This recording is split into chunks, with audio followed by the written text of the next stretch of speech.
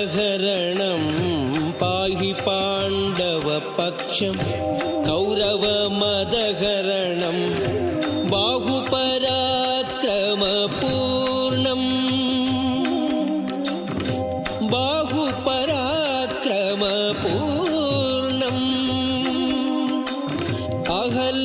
अहल्याशापभय निवारणं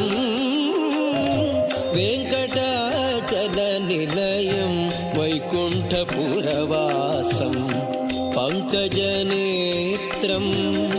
परमपवित्रं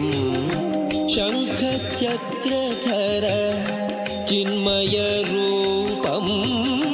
वेङ्कटाचलनिलयं वैकुण्ठपुर